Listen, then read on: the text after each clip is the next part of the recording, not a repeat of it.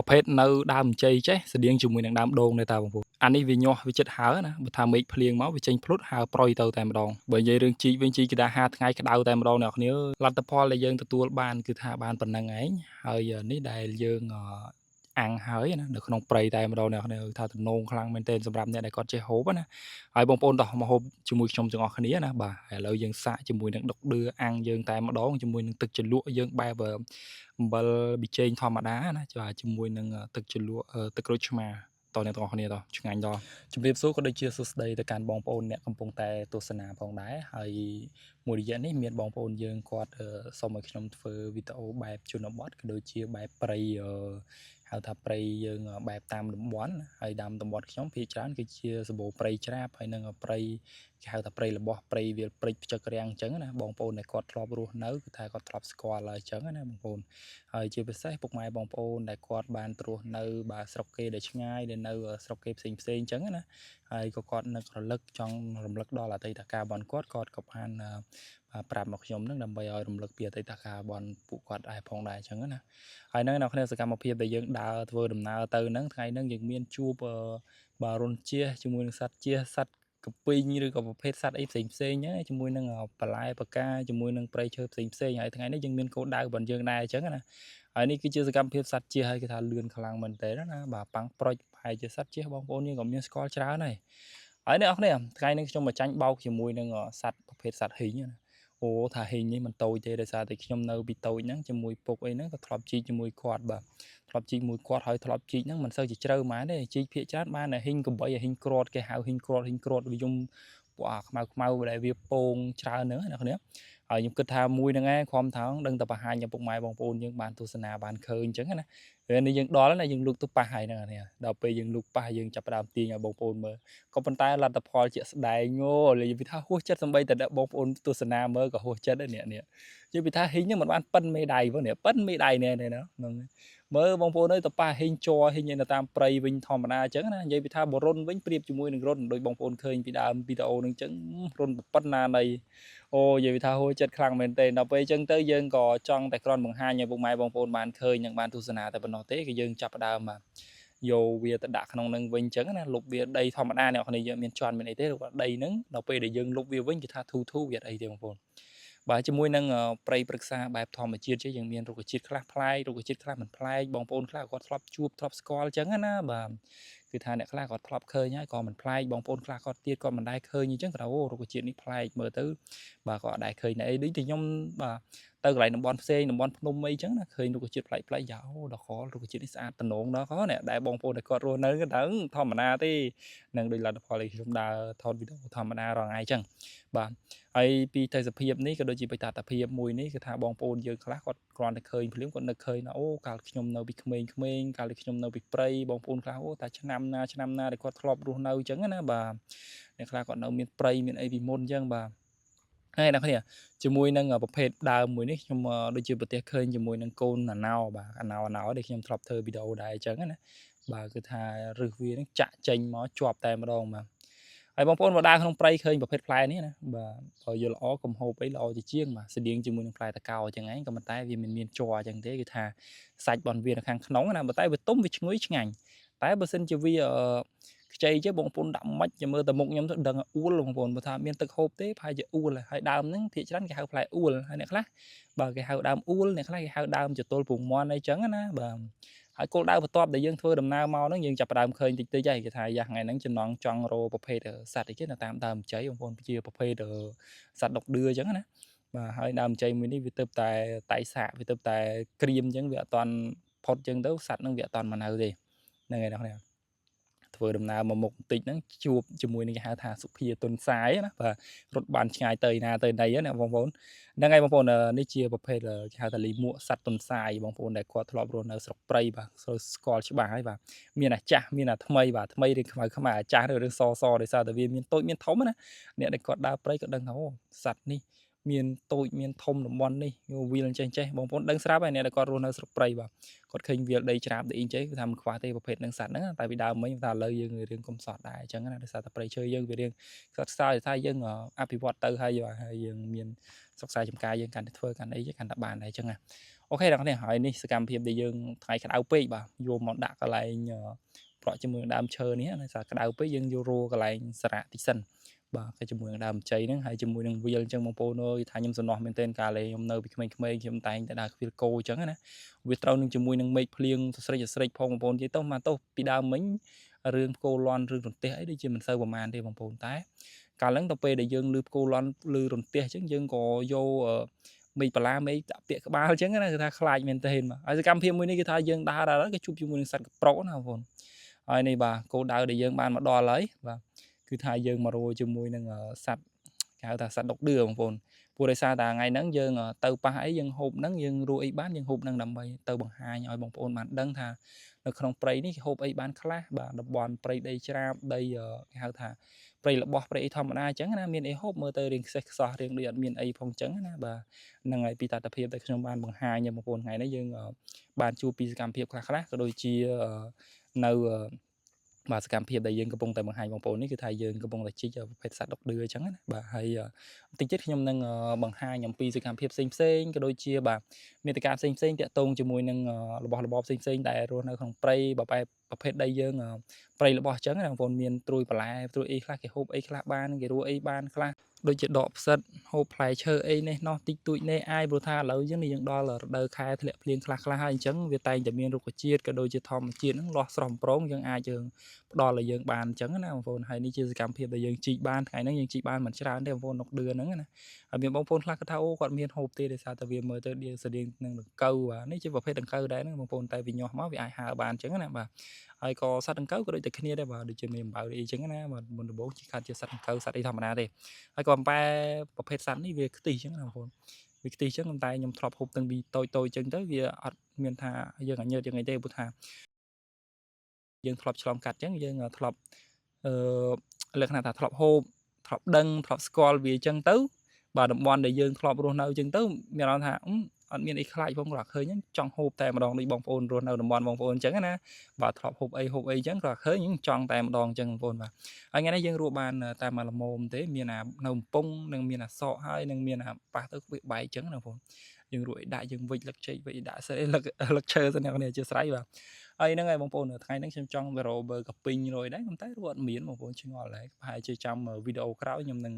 បាទបង្កើតនៅមេតិកាថ្មីមួយទៀតដើម្បីឲ្យពុកម៉ែបងប្អូនបានឃើញផងដែរហើយតែថ្ងៃនេះយើងមកជួបគ្នាជាមួយនឹងការបាទអាំងជាមួយនឹងដុកឌឿយើងតិចណាបងប្អូនបាទដូចបងប្អូនបានទស្សនានៅពីសកម្មភាពក៏ដូចជាតតាភាពពីមុនអញ្ចឹងណាបាទឃើញវាលរួចហើយបាទគឺថាព្រៃឈើយើងបែបម៉េចបាទហើយរដូវកាលយើងយ៉ាងណាបងប្អូនបាទហើយថាខែប្រាំងបងប្អូនអើយមិនមើលទេបាទហើយខែនេះដូចជាចង់ផុតណាយើងដល់មានធ្លាក់ភ្លៀងអីហើយបាទឥឡូវនេះបាទខ្ញុំកំពុងតែច្បេតអាស័យច្បេតអីដើម្បីធ្វើចកាដំបងថាជៀនមានអីជៀនបើក្នុងព្រៃចាមានអីផងហ្នឹងយកមកមានតែចានមានតែបាទហើយគ្រឿងក្រៅប្រហែលមុខហ្នឹងដូចជា3មុខប៊ីចេងស្ករអំបិលហើយនឹងនឹងមានក្រូចឆ្មាបន្តិចខ្ទឹមប៉ុណ្្នឹងឯងបងប្អូនគឺថាថ្ងៃដំបូងបងប្អូនដែលខ្ញុំថាបើបង្កើតមាតិកានេះដើរចូលក្នុងព្រៃចឹងបងប្អូនគឺថាថ្ងៃដំបូងអញ្ចឹងខ្ញុំចង់សាកមើលថាបងប្អូនបាទមានបងប្អូនណាខ្លះគាត់ពេញចិត្តបងប្អូនខ្លះគាត់ពេញចិត្តអញ្ចឹងអធិស្ឋានផងបងប្អូនបាទគឺថាយើងលក្ខណៈថាទៅបង្កើតថ្មីអញ្ចឹងណាបងប្អូនបើសិនជាពុកម៉ែបងប្អូនពេញចិត្តខ្ញុំនឹងបាទដាក់ទិសដៅទៅខាងហ្នឹងទៅដើម្បីឲ្យពុកម៉ែបងប្អូនបានឃើញពីទស្សនវិជ្ជានៅក្នុងព្រៃនឹងបានរហូតផងដែរអញ្ចឹងណាបងប្អូនហ្នឹងអាស្រ័យលើបងប្អូននៅគាត់តែងតែគ្រប់ត្រូលក៏ដូចជាបាទលើកទឹកចិត្តផងដែរអូខេឥឡូវយើងចាប់ផ្ដើមដាក់សัตว์យើងបដើទៅបាទហើយប្រភេទសัตว์នេះវាដូចជាតែចាប់ផ្ដើមញាស់ហើយវាហើហើយបងប្អូនទៅហើបងប្អូនធ្លាប់ឃើញហើយពួកប្រភេទក្រហមនេះនៅតាមអំពូលភ្លើងណាបងប្អូនប្រហែលជាបងប្អូនយើងខ្លះជួបច្រើនអ្នកខ្លះក៏គាត់មិនធ្លាប់ជួបចឹងណាបើប្រភេទក្រហមហ្នឹងបើនៅពីរៀងចតុងចតើខ្ញុំ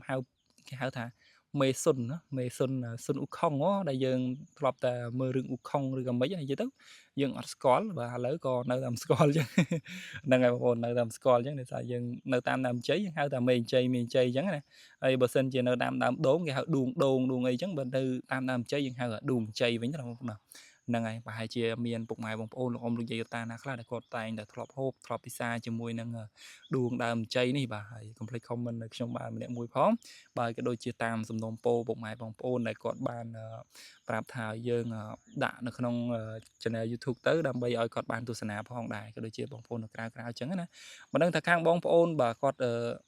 ទស្សនានៅក្នុង page ឬក៏ក្នុង Facebook ហ្នឹងបានយ៉ាងណាឬក៏មិនដែរបានគាត់ចង់ទស្សនានៅក្នុងបណ្ដាញសង្គម YouTube វិញឬក៏ងាយស្រួលជាងបងប្អូនបាទ complete comment ប្រាប់ខ្ញុំម្នាក់មួយផងបើសិនជាបានដឹងណាបាទអធិស្ឋានបងប្អូនបាទដោយសារយើងនៅនេះអត់ដែរដឹងអីទេបងប្អូនអើយថានៅព្រៃចំតែម្ដងអញ្ចឹងណាដឹងតែដឹងតិចតិចអញ្ចឹងបងប្អូនហើយសកម្មភាពមួយនេះបងប្អូនអើយគឺថាហ្នឹងហើយដែលខ្ញុំថាអញ្ចឹងធ្វើបដានឹកឃើញដល់អតីតកាលរបស់យើងបដាអញ្ចឹងណាមានគោមានអីមើលទៅឃើញសព្រាតមានកំបីមានអីចិត្តហ្នឹងអញ្ចឹងហើយមិនមានយើងតែឯងទេគឺថាមានគ្នាយើង3 4 5នាក់ទៅ7 8នាក់10នាក់អញ្ចឹងណាจะឆ្វេងจะខ្វាយពេញហ្នឹងឯងថ្ងៃឡើងក៏ម៉ោងបាយទៅក៏នាំគ្នាហូបបាយជុំគ្នាក្រោមម្លប់ឈើអញ្ចឹងណាយ៉ានិយាយបដានឹកឃើញបដាប្រហែលជាពុកម៉ែបងប្អូនយើងកំពុងទស្សនាហ្នឹងប្រហែលជាធ្លាប់ឆ្លងកាត់ប្រវត្តិបែបហ្នឹងដែរអញ្ចឹងណាអូខេអ្នកគ្នាឥឡូវនេះដុកឌឺយើងវាចាប់ផ្ដើមបានរៀងក្រៀមតិចតិចយើងក៏ចាប់ផ្ដើមទៅទឹកជ្រលក់បងប្អូនបាទទឹកជ្រលក់នេះយើងធ្វើងាយងាយទេបងប្អូនមានអំបិលប៊ីចេងស្ករហើយជាមួយនឹងម្ទេសយើងបន្តិចទៅហើយយើងចិតប្រភេទខ្ទឹមយើងខ្ទឹមសណាបាទហើយអាហ្នឹងតាមចំណង់ចំណូលចិត្តតាមឧបករណ៍ដែលយើងមានខ្ញុំនឹងធ្វើរកឧបករណ៍ទៀតបងប្អូនបាទតែឥឡូវយើងកំពុងខ្វះខាតយើងធ្វើតាមដំណើរទៅបងប្អូនហ្នឹងហើយក៏ផ្ដាំផ្ញើទៅដល់បងប្អូនដែលគាត់ស្រឡាញ់ក្នុងការផលិតមាតិកាផងដែរយើងធ្វើតាមដែលយើងមានណាបាទយើងសឹមធ្វើមិនយើងខ្វះខាតដែរហ្នឹងហើយឥឡូវយើងទឹកជ្រលក់អូចិត្តដៃទៀត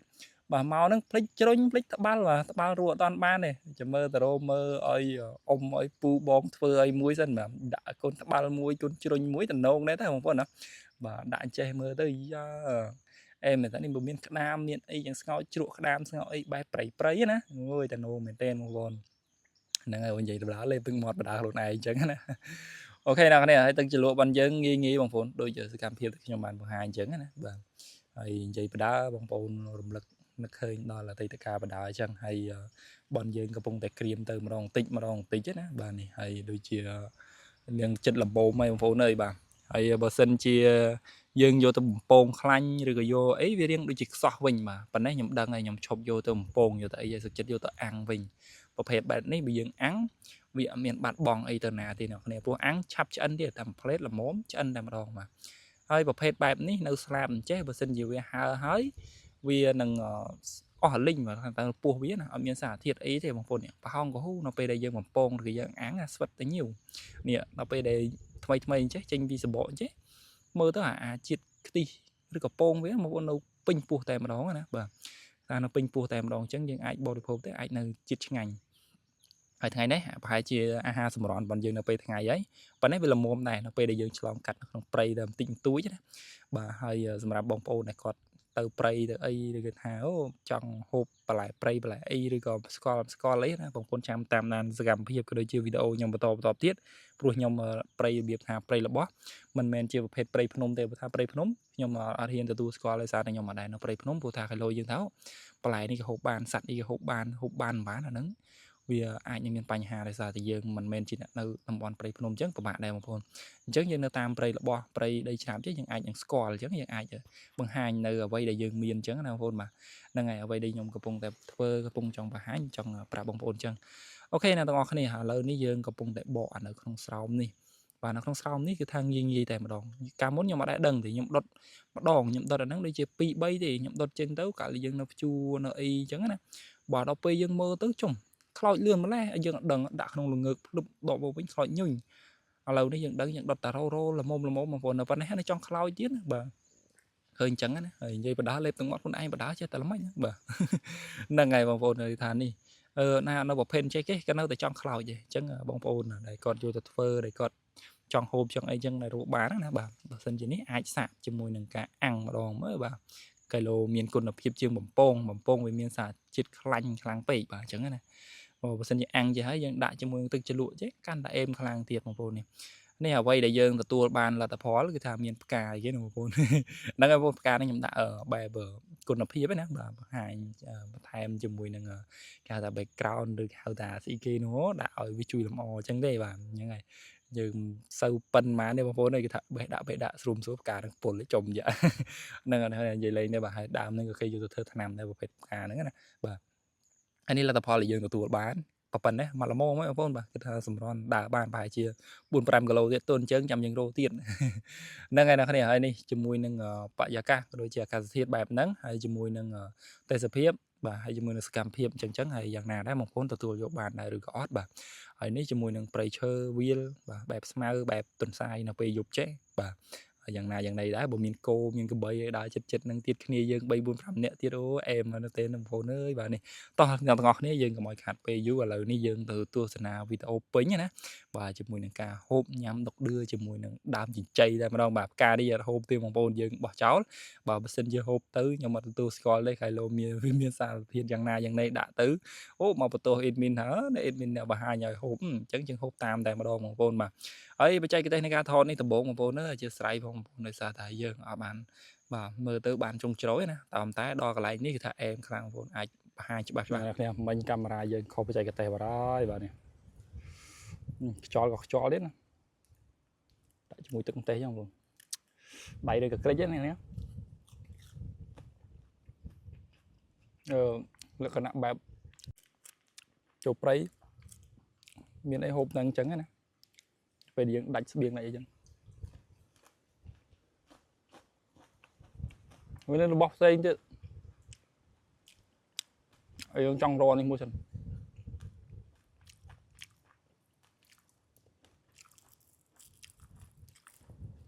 េះខ្ទិះច្រើនពុនដុតក្នុងប្រអប់ចង់ខ្លោច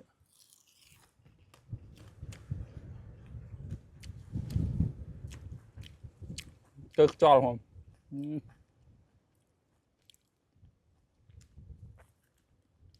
ទឹកជ្រលក់យើងមិនហត់អីយ៉ាងគាត់ឆ្មាបន្តិចតែបន្តិចមកបើប៊ីចេយើងធម្មតាខំបបខាងក្រោយខ្ញុំដាក់នេះហាសម្រាប់មកពេលយើងដើរទៅជប់គុនខ្មុំជប់អីទៀតចឹងអាំងតែមកប្រទេសពីប្រទេសមកសម្រាប់មកឆាវទៀត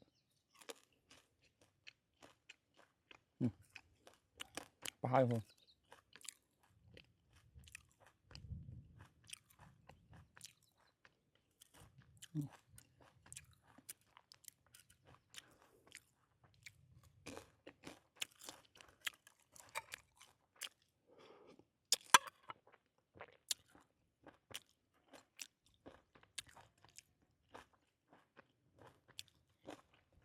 ខានហូបយូរដែរ